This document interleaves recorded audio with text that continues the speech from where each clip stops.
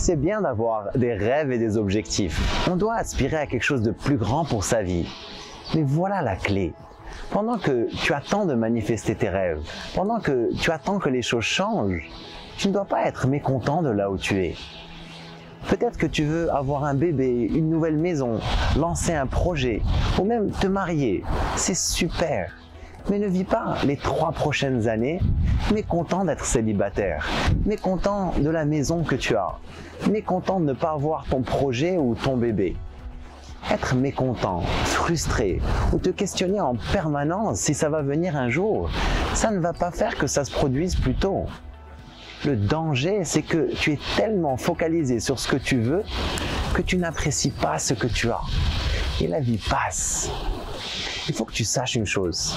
Si tu n'es pas content pendant que tu attends que les choses changent, alors même si tes rêves se réalisent, tu ne vas pas être satisfait.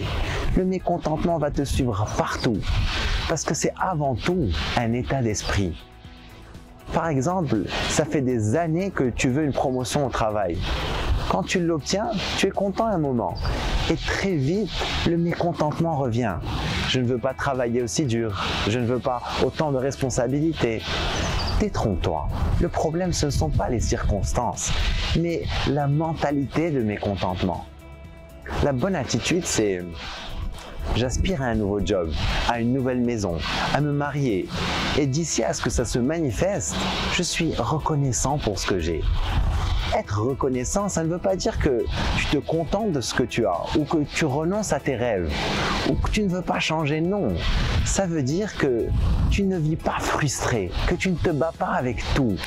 Et ça veut dire que tu fais confiance au timing. Tu sais qu'au moment voulu, tu obtiendras ce que tu veux, comme tu as pu le constater pour tellement d'autres choses que tu as aujourd'hui dans ta vie et que tu souhaitais un jour. Aussi, souviens-toi d'une chose. Les vraies joies de la vie se cachent dans les choses simples.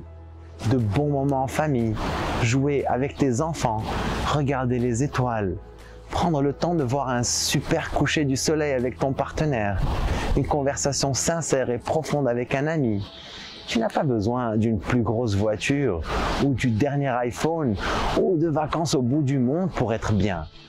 Apprends à apprécier les choses simples de la vie. Apprends à apprécier ce que tu as déjà. Je t'encourage à vivre une vie extraordinaire. Vive al-Hayat!